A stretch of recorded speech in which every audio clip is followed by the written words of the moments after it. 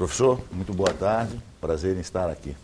Bom, gosto muito de conversar com o Segala, sempre, quando era vereador, trazia constantemente na TV Prevê, pela cabeça boa que tem, pela experiência de vida, e não tem medo de falar. Ele realmente sempre teve posturas éticas, mas toca nas feridas que tem que tocar.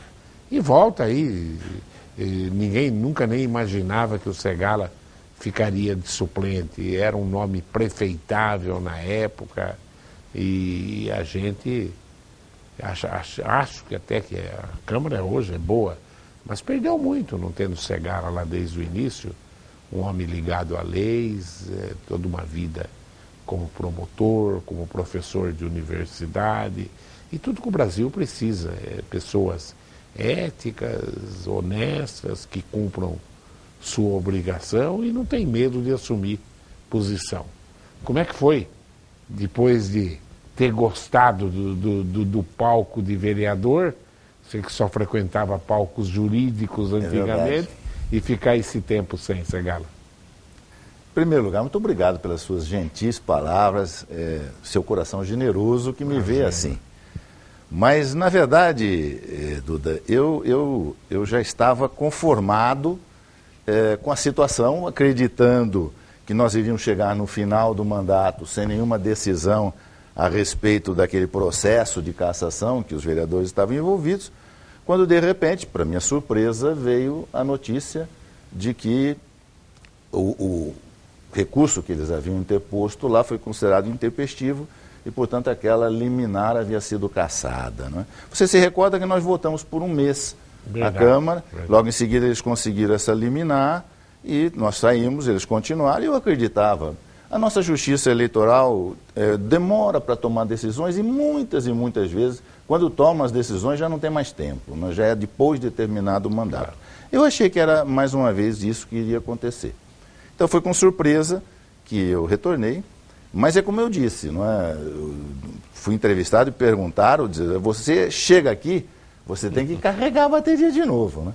Porque agora tem alguns meses pela frente aí, a gente ainda não tem uma definição de quanto tempo vai ficar, mas o tempo que ficarmos, nós temos que dar o melhor do nosso trabalho, o melhor do nosso empenho, até para compensar a ausência desses 3 vereadores que estavam desempenhando o papel de vereador e aparentemente muito bem, pelo que eu acompanhava pela imprensa, não é? Mas tem-se que respeitar essa decisão e cabe a nós substituí-los à altura. Você fez um pronunciamento na Câmara sobre a administração do Rodrigo Agostinho, sobre a administração de Bauru, a situação de Bauru. Faça uma análise para o nosso telespectador, o que o experiente Segala enxerga de positivo e de negativo na administração municipal. Professor, veja bem, muita gente ultimamente me vê apenas como um promotor de justiça aposentado. E, na maioria das vezes, talvez se esqueçam que durante 34 anos eu fui professor da Faculdade de Engenharia da Unesp e a minha cadeira chamava-se administração. Portanto, a administração é alguma coisa que eu conheço bem, não é? Exerci diversos cargos administrativos, tanto na antiga Fundação Educacional de Bauru, fui diretor administrativo da Fundação. Na época, a Fundação tinha mais de 3.500 alunos já naquela época. Fui diretor da Faculdade de Direito da IIT. Portanto, não é um comentário gratuito que eu faço quando eu digo que, infelizmente, o Rodrigo Agostinho não tem preparo para administrar. Ele é uma excelente pessoa, tem ótimas qualidades, é um político hábil, não teria chegado ao cargo se não fosse um político hábil, mas não soube se transformar num administrador competente. E as consequências nós estamos vendo na cidade, não é? Nós estamos sentindo que a administração está indo cada vez pior e ele está arriscado, e eu não tenho mais nem sombra de dúvida, de que ele chegará ao final do mandato e entregará uma cidade pior do que aquela que ele recebeu. Ele vai entregar uma cidade, inclusive, sem dinheiro em caixa, eu não tenho dúvida nenhuma de que isso vai acontecer. Por isso mesmo, a gente tem que fazer algumas observações até mesmo para ver se dá oportunidade a ele de corrigir isso. Ele ainda tem um tempo pela frente onde ele pode demonstrar que não foi porque não quis, e sim porque não deixaram. Eu acredito até que isso possa ser verdade.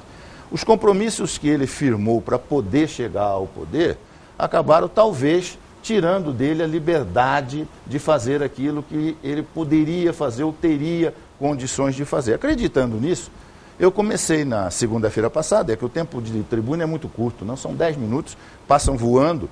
Eu comecei na tribuna a fazer uma análise crítica construtiva, para, no final, sugerir para ele, e eu pretendo fazer isso na próxima segunda-feira, sugerir para ele ainda algumas medidas que possam reverter a situação, se ele as acolher bem. Aonde ele errou mais? Podia ter montado, usando até a habilidade política dele, um secretariado de melhor qualidade, é aí que você acha? Eu não tenho dúvida disso. Eu naquela ocasião, quando estava na Câmara, não sei se você vai se recordar, mas muita gente ainda hoje, quando me encontra, toca nesse assunto. Eu fiz uma comparação com uma pessoa que tivesse um filho, fosse um industrial com uma grande empresa, de repente, por um acidente, falecesse, e deixasse a empresa para o filho que nunca teve condição nenhuma de participar da empresa, não é? O filho herda a empresa e tem que fazer o quê? Ele não entende nada daquilo, mas a empresa agora é dele. O que ele tem que fazer? Se cercar de gente que entenda. Não há demérito nenhum em você não entender de determinadas coisas. O que você precisa é pegar especialistas, pessoas preparadas para suprir o seu desconhecimento. Isto é que faz um administrador competente. Você sabe disso. Você é um administrador. Você se cerca de... Quem que você? Você está na diretoria das suas escolas? Você não está. Você é presidente da sua instituição. Você coloca na diretoria gente capacitada. Não é isso mesmo? Claro. Você veja que na administração pública, vamos falar de faculdade, você escolhe quem você coloca na direção das suas empresas. Agora, pensa na universidade pública. Você vê como é feita a escolha? A escolha é feita por votação de professores, funcionários e alunos. O que eles acabam escolhendo? O melhor professor. O que a universidade sofre com isso? Perde o melhor professor e ganha um péssimo administrador. O melhor professor não é necessariamente um bom administrador. Para ser administrador, você tem que ter qualidades específicas para isso. O Rodrigo chegou à prefeitura com a sua habilidade política. Um outro administrador talvez não conseguisse, e ele conseguiu. Mas aí o que ele tem que fazer? Se cercar de gente que pudesse ajudá-lo. Ele não fez isso. Ele não fez isso, e esse foi o primeiro grande erro que ele cometeu. Daí para frente, o resto é consequência. É verdade. Eu aqui na TV Prevê sempre critiquei principalmente os primeiros secretários do Rodrigo, onde a própria cidade acusava de que ele se baseou em amizades, em relacionamentos desde a infância. Eu acho até que para esse segundo mandato ele melhorou o nível do secretariado. Mas, lamentavelmente, também tromba agora com uma situação do país lamentável, né, Segala? Terrível, terrível. Mas veja bem, há determinadas dificuldades que a gente até compreende. Veja, por exemplo, o que está passando o presidente do partido dele, o Michel Temer. Não é? Ele não tem liberdade para escolher os seus principais auxiliares, porque ou ele coloca as pessoas, que aqueles chefes de partido que estão dando apoio para que ele se mantenha no cargo e possa perpetuar-se até o final do mandato, não é? Indicam, ou ele não consegue administrar. Resultado, já teve que trocar 2 em menos de 15 dias, não é verdade? Mas pelo menos ele está ouvindo a voz da rua, né? Aí era um compromisso que ele tinha para poder resolver uma situação. Não é o caso do Rodrigo. Claro. O Rodrigo assumiu aqui com uma grande adesão popular, permaneceu com essa adesão popular, teria condições plenas de fazer diferente, mas não fez. Não fez. É uma grande verdade. Como é que você viu a crítica da vice-prefeita dizendo que você só vai para o palanque quando tem mandato? Então, veja, claro, esse tipo de observação incomoda um pouco, mas eu recebo isso relativamente bem porque eu entendo que é o papel que ela tem que fazer. O que eu me incomodei um pouquinho é que em nenhum momento eu toquei no nome dela. Em nenhum momento eu toquei no cargo dela. Eu sempre falei, na segunda-feira passada, do partido, do PT. Os problemas que o PT provocaram na união que fez com o Rodrigo, não é? E ela levou para o campo pessoal e me fez uma crítica pessoal. Não era o caso, não, ela queria me criticar, me chamou de coxinha, me chamou de qualquer outra coisa. Um direito que ela tem, mas eu não me dirigi a ela. Então, neste caso, o que eu observo é o seguinte, ela não virá da minha boca nenhuma crítica à senhora Estela Almagro. Não virá da minha boca nenhuma crítica à vice-prefeita. Principalmente porque eu respeito extraordinariamente as mulheres. Eu sou um sujeito comandado por mulheres. Inicialmente era a minha mulher que mandava em mim, depois passaram a ser as minhas filhas, e hoje as minhas netas comandam a minha vida. Veja você que eu tenho pelas mulheres um apreço enorme. As minhas alunas sabem disso. Eu sempre preguei a igualdade de direitos total entre homens e mulheres. Entendo que as mulheres têm absolutamente a mesmíssima competência dos homens, nós precisamos reconhecer isso e dar a elas as oportunidades que elas merecem e precisam para demonstrar isso. Mas não é simplesmente por ser mulher, é por ser competente, claro, por ser capazes de fazer isso. Então, esse tipo de crítica não ajuda em nada. Óbvio que se eu não tenho mandato, veja, claro, você sabe, quem tem mandato consegue fazer muito pouco. Imagine quem não tem mandato, né?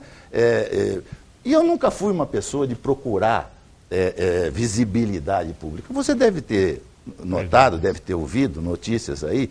Fui eu quem conseguiu fazer todo o esforço para trazer aquela homenagem que nós fizemos ao doutor Osiris Silva com o avião Bandeirante aqui em Bauru. Verdade. Todos os contatos com ele e todo o esforço para viabilizar a conquista do avião foi feita por mim. O avião veio para cá e eu não fui lá na inauguração.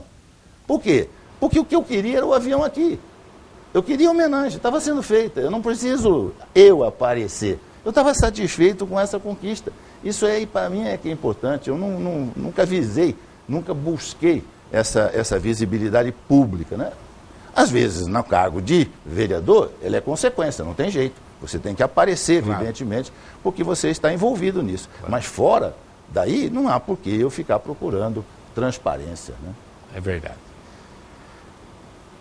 Eu gostaria de ver a sua análise. Hoje, a Operação Lava Jato, com os promotores e juízes de Curitiba, tem uma aprovação que eu acho que mais de 80% da população brasileira aprova o que aconteceu e acha que a delação premiada foi fundamental que se chegasse na situação irreversível que chegou hoje. E parece até que o Temer está fazendo essa leitura correta, pelo menos a hora que ele viu que a Lava Jato falou, ele procura limpar a casa. Agora você, como jurista, uma vida inteira dedicada ao direito, o que você acha da delação premiada? Acho que demorou para chegar no Brasil. Demorou. Delação premiada existe nos principais países do mundo. Nos Estados Unidos é usada constantemente. Fizeram com o pessoal da FIFA constantemente. É um meio que a justiça tem para chegar à verdade mais rapidamente e com menos gasto. Muitas vezes, para você provar o que nós vamos conseguir agora com uma simples delação premiada, nós gastamos um esforço medonho, uma quantidade absurda de dinheiro e não conseguimos, às vezes, as principais provas que os delatores agora nos entregam para se beneficiar daquele compromisso que ele recebe de ter uma diminuição de pena. É um instituto que teria que receber o nosso apoio incondicional e eu entendo que veio até tarde. E nós temos que continuar incentivando que isso aconteça. É preciso, entretanto, que a população entenda que é uma troca. Claro. Você gostaria que um indivíduo, às vezes, ficasse 100 anos, e você vai ter que aceitar que ele fique apenas 10 anos preso. Mas o que ele te trouxe de benefício para esclarecer problemas... Beneficia um e pune 100. Senhora, meu Deus do céu, então, é algo que realmente merece todos os elogios. Muito bom. Vamos ver o que o telespectador fala aqui. Já apareceu um montão de perguntas que estão com saudades de você, viu? É possível. O Luiz Carlos da Bela Vista. Já estava sentindo falta da sua atuação na Câmara. O senhor trouxe de volta os óculos azuis. Vai precisar muito. É o Luiz verdade. Carlos. Ele lembrou bem. O Toninho Pina. Você sabe quem é o Toninho Claro Pina? que sei, Toninho Pina. Grande amigo. Famoso Toninho Pina. Um péssimo jogador de truco. Mas um grande pescador. Primeiramente, um grande abraço ao professor Duda, que é meu amigo. Amigo do coração, né, Pina? Segala. Mas amigo que trai, eu revelei que você joga muito mal truco, entendeu? Segala, o senhor é sempre muito bem-vindo. Gostaria que fosse fundo no assunto Coab. Também você quer dar já uma missão impossível para ele. Até porque tem 14 assessores e 16 advogados. Tem 14 lá ainda? Muito cargo para o tempo atual. Eu preciso dizer para o Toninho, assista a sessão da Câmara na segunda-feira que vem, quando eu vou continuar aquela carta aberta que eu estou fazendo ao prefeito, porque aí eu vou tocar nesses outros assuntos que eu não tive oportunidade naqueles escassos 10 minutos. E sem sombra de dúvida, falar da Coab e, mais do que falar da Coab, sugerir soluções para o problema, né, é obrigação de quem está ocupando um cargo na nossa Câmara Municipal. E eu vou fazer isso, pode ficar tranquilo, é só aguardar. Porque a Coab praticamente não tem que ter tanto assessor, porque ela virou um escritório de cobrança no fim, né? No Agora, advogado passado, tem que né? ter bastante. No mandato passado a gente já cansou de... E o problema da Coab é o seguinte, toda vez que a Coab quer resolver algum problema, ela nos leva lá na Câmara o problema como se não fosse resolvido naquele dia... A catástrofe seria medonha. Eu já vi isso. Não se resolve isso naquele dia e não acontece absolutamente nada. Me lembra muito aquela história que você conhece bem, do menino e do lobo. Lembra dessa história? O menino gritava que tinha lobo, todo mundo largava de trabalhar, acudia lá, não tinha lobo. Ele fazia isso 2, 3 vezes. Quando o lobo chegou, o lobo comeu ele. A Coab faz isso toda hora. Diz, olha, esse é um problema grande, todo mundo se preocupa com ela, não resolve o problema e o problema continua lá dentro da Coab. É triste. Eu ia fazer essa pergunta lá. O José Ferretti da Bela Vista, então eu vou fazer a pergunta dele e você já fala do teu partido, do DEM, o que deve fazer nas eleições municipais. O Ferretti fala, doutor Segala, o senhor será candidato a prefeito de Bauru? E não passa pela minha cabeça isso hoje, de maneira nenhuma.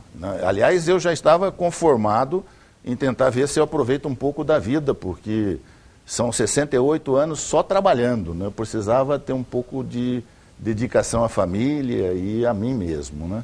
Mas você sabe como é a política, não é?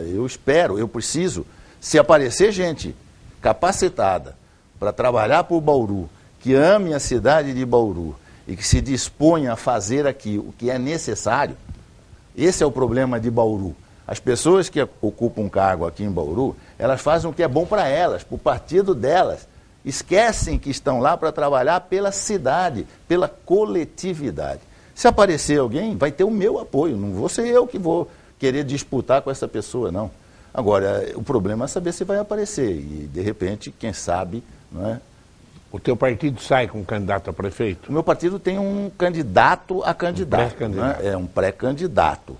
E é uma pessoa qualificada, uma pessoa boa e tudo mais. Mas você sabe que viabilizar uma campanha a prefeito não é fácil, é complicado. Então, nesse momento, eu não tenho condição de afirmar a você que será essa a decisão que o partido irá tomar. Mas o partido hoje está caminhando nessa direção de, quem sabe, lançar um candidato, sim. Você será candidato a vereador? Se você me perguntasse isso há 2 semanas atrás, a resposta era não. Até porque, como você mesmo disse, eu não me lembro se você falou isso na abertura do programa ou em off aqui quando nós estávamos conversando, desculpe, mas eu quando me lancei candidato à reeleição, minha mulher disse para mim, por que você vai querer mais 4 anos? Você não disse para mim que queria uma oportunidade para fazer alguma coisa? E eu respondi para ela, é verdade, mas eu queria saber se o povo entendeu bem, se o povo gostou da minha participação. Eu não fui reeleito, então a resposta eu tive, eu acho que não. Muito embora eu não fui tão bem votado, mas tive uma votação expressiva. Muito boa. 1.900 votos, em torno de 1.900 votos, é uma votação expressiva. Né? Mas eu senti que o povo não é, de um modo geral, não estava querendo mais a minha presença. Então eu já tinha desistido. Vou cuidar da minha vida. Não foi também a certeza de que você seria reeleito? Eu ouvi era favas d'água, é. Mas você nunca sabe, você sabe como é que é a política, né? Depois que você é eleito, as pessoas chegam em você e falam, eu votei em você. Se você computar esse voto, dá o triplo de votos que você teve. Então, você recebe essas coisas com um pouco de pé atrás. Mas muita gente chegou para mim e disse, Segala, não votei em você, porque eu tinha absoluta convicção que você estava reeleito. E eu tentei ver se levava mais alguém lá para ajudar você no seu trabalho. Então você me desculpe e tal. Como isto é uma confissão de não voto, você tem que acreditar que talvez seja bem mais verdadeiro. Então pode realmente ter ocorrido isso. Tem acontecido, sim. Você não vê às vezes um time perde de um timinho ruim, porque excesso, vou confiança. Parmeira não perdeu do São Paulo, que é um timaço, Parmeira e o São Paulo, aquele timinho. Vamos lá. O Wagner Cavenaghi, você trabalhou com ele lá na Unesp, né? Muito prazer. O Wagner é um menino... Muito competente, muito inteligente. Muito inteligente, como administrador e como professor. Olá, amigos Duda e Segala. Segala, na sua opinião, qual o perfil do próximo governante de Bauru? Você conhece alguém com esse perfil? O problema não é o perfil, Wagner. Um abraço a você, grande colega, grande amigo. O problema não é o perfil. O problema é nós sabermos se a pessoa vai conseguir fazer aquilo que a gente imagina que ela tenha condições de fazer. Eu imagino que uma pessoa para administrar Bauru tem que ser uma pessoa que tenha um compromisso com a cidade e que deixe isso muito claro, que não faça conchavos políticos, que não levem à conclusão dessa premissa, desse objetivo. Se ele se desviar desse caminho, ele vai fazer mau negócio. Faça acordos que permitam viabilizar o seu projeto de administração. É assim que deveria ser, não é? Eu vou dar um exemplo bem simples. A primeira coisa que nós fizemos quando vereadores na legislatura passada, inclusive com a presença do Jurandir Bueno, foi visitar o aterro sanitário de Bauru. E vimos que o aterro não tinha condições, precisava urgentemente de tomar uma decisão. Lixo, Duda, é uma coisa que você não deve guardar. Imagine que você tem um quartinho na sua casa e que ao invés de colocar o lixo na rua, você coloque o lixo dentro do quartinho. O lixo vai continuar ali criando problema para você. Lixo você tem que se livrar. Lixo tem que ser incinerado. Tem que ter uma usina para queimar o lixo, fazer ele desaparecer. Enterrar o lixo é manter o lixo aqui, é guardar o lixo num quartinho. Então nós insistimos naquela ocasião que isso fosse feito. Fizemos seminário, levamos audiências públicas, tentamos montar um consórcio intermunicipal. Mas você sabe que essas decisões pertencem ao Executivo e nós em nenhum momento conseguimos convencer o prefeito Agostinho. Eu acredito, e aí é que é a minha crítica ao PT, o PT para mim é um partido que não gosta de Bauru. E Bauru não gosta do PT, a verdade é essa.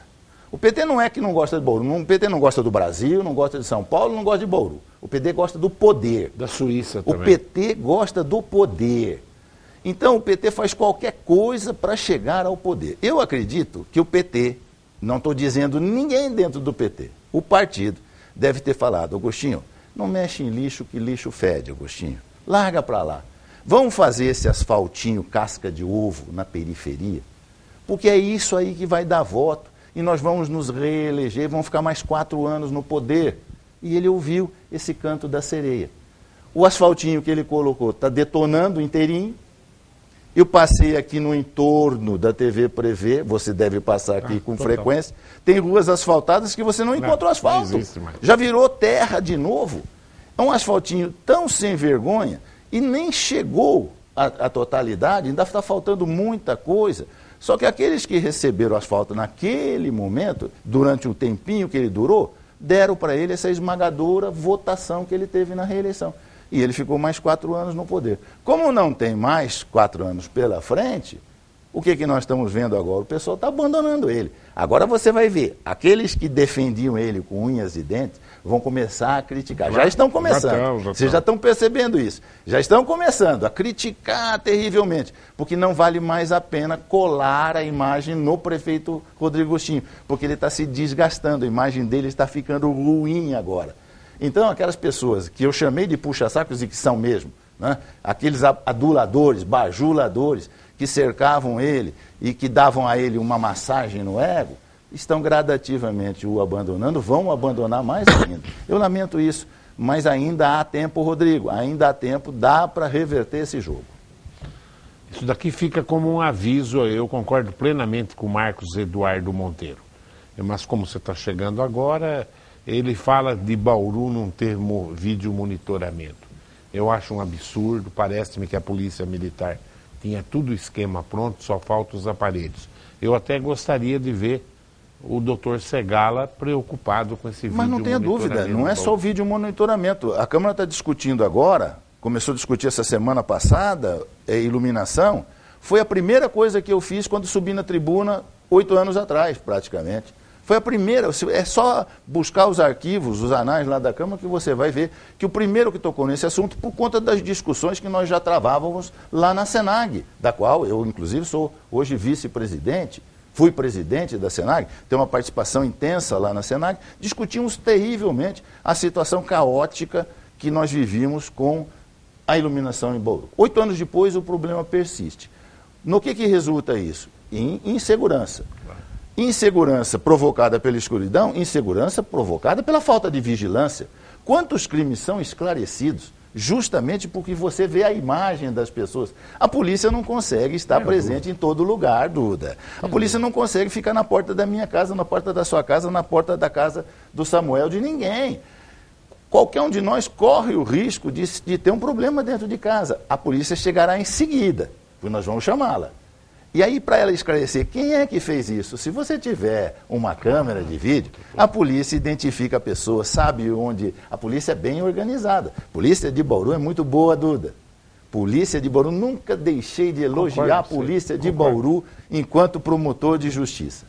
Ela não esclarece tudo, é óbvio, em nenhum lugar do mundo. Mas se você fizer uma estatística, você vai ver que as cidades de porte igual ou maiores do que Bauru tem uma polícia muito menos inferior em termos de esclarecimento e de garantir segurança à população do que a nossa.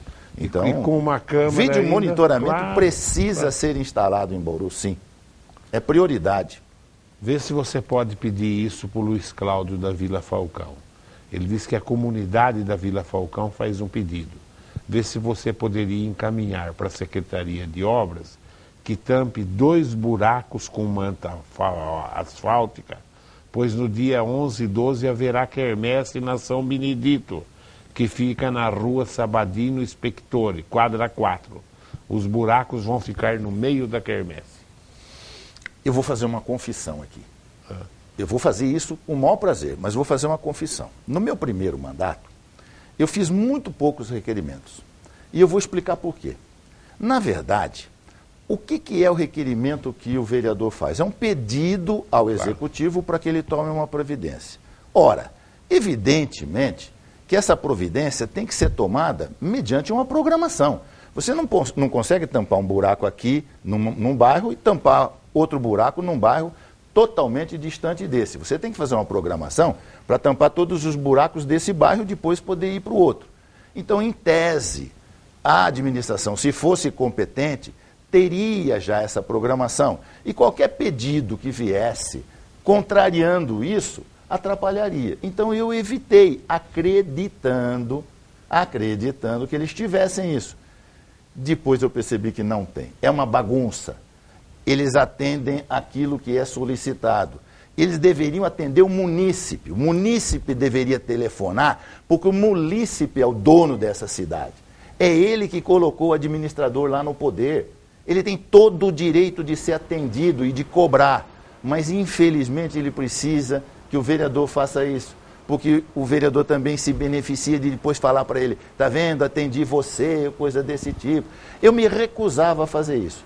Eu tenho 6 meses de mandato, eu vou abrir o olho, eu vou ter que fazer exatamente isso. Então ele pode ficar tranquilo que esse requerimento vai chegar na mão do prefeito na rua imediatamente. Pode ter certeza disso. Eu não posso garantir, é apenas o atendimento. Esse eu, infelizmente, não posso fazer.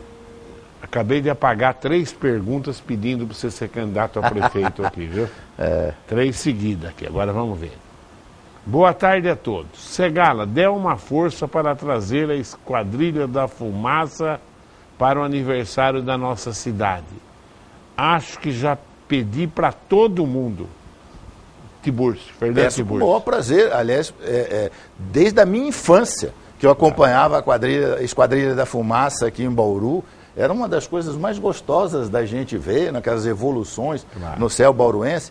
Se eu puder, pode ter certeza. Nós temos hoje um canal, hein? Eu tenho bastante relacionamento, principalmente através da Senag também, que ele é nosso engenheiro honorário lá na Senag, o doutor Osiris Silva, e eu tenho certeza que a gente encaminhar para um pistolão como ele, a probabilidade da gente conseguir... O Pegoraro está lá na Senag ainda? O Pegoraro participa conosco, não é mais o presidente. Hoje é o Bombonato, mas o Pegoraro está junto conosco lá porque foi uma pessoa que fez uma gestão maravilhosa à frente da Senag. O Pegoraro é muito inteligente. Muito competente. Precisa ser aproveitado na administração pública aqui.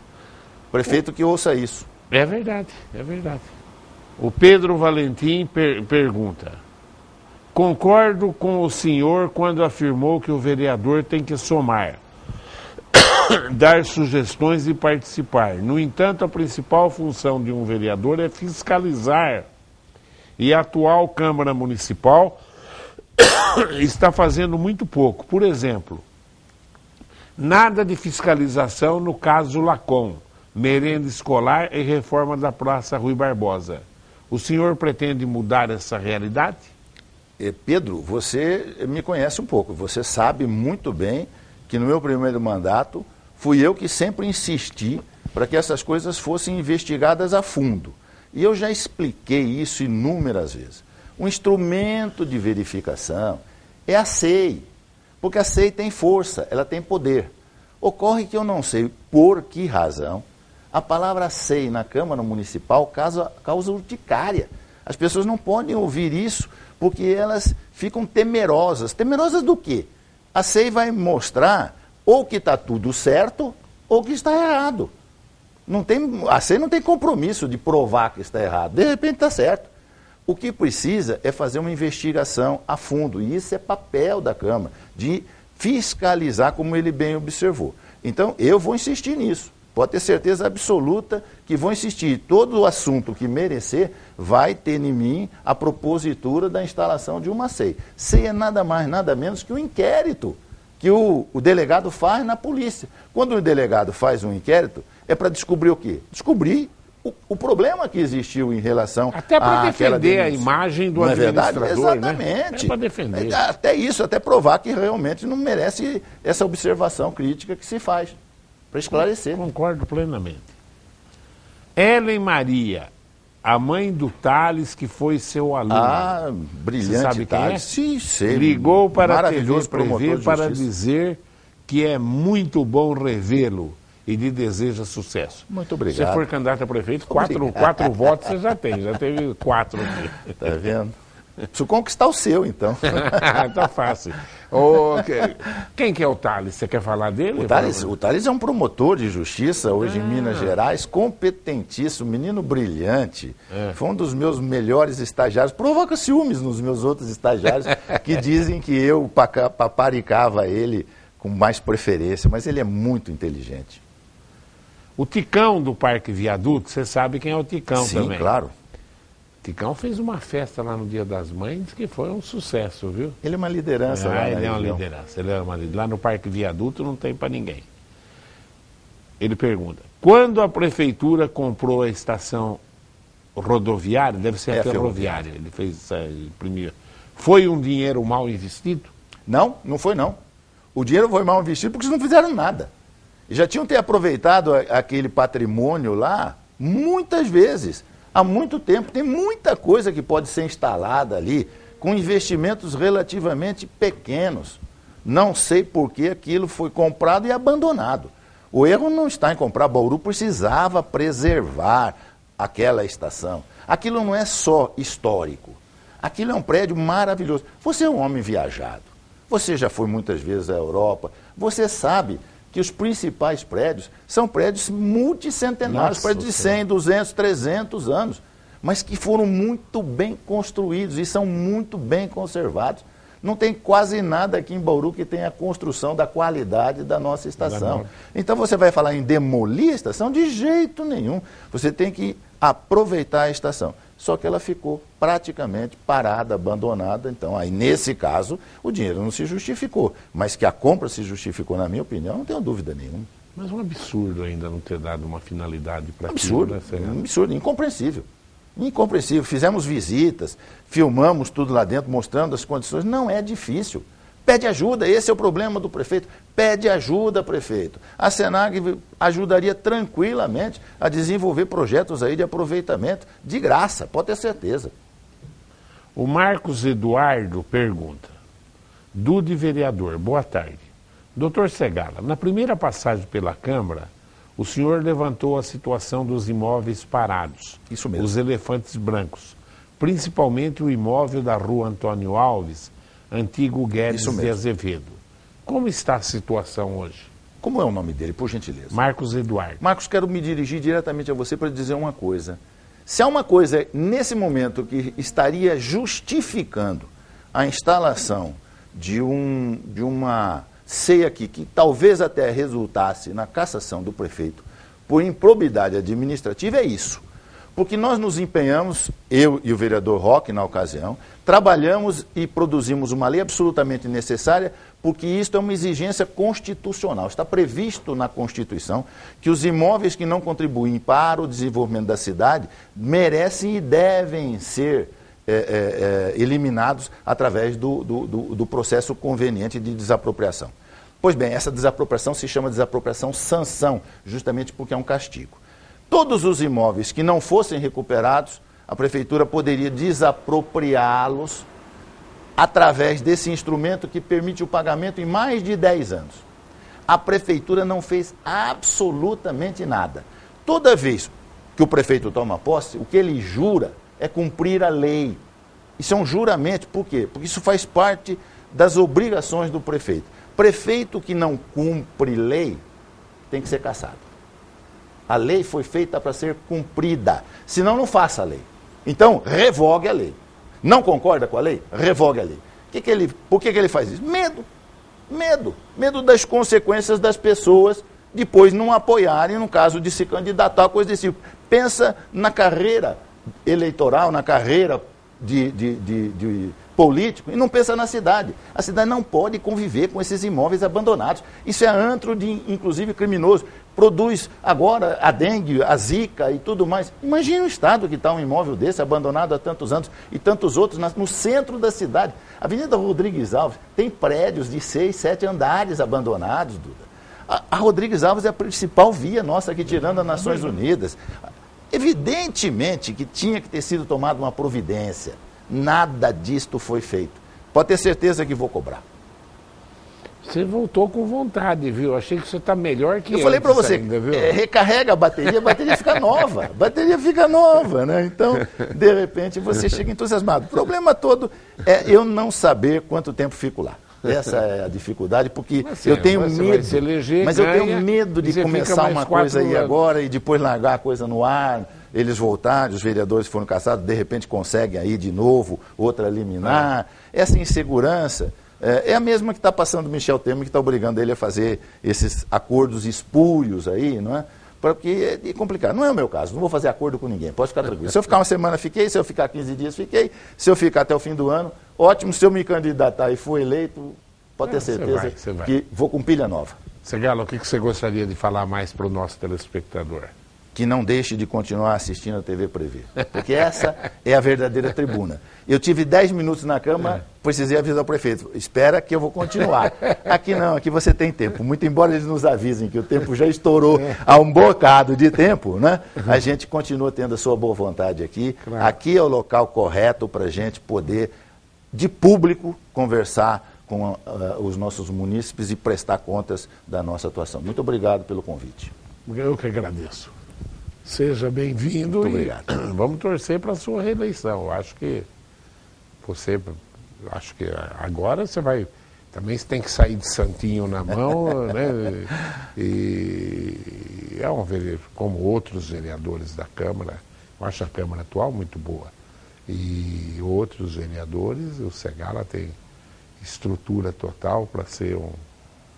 Já que ele não quer arriscar um cargo de prefeito, que ele como engenheiro, advogado, dirigiu o Unesp, tem experiência administrativa total. Seja bem-vindo e você é uma pessoa que a cidade gostaria de ver ocupando um cargo público em Bauru, até pela sua história. Muito obrigado.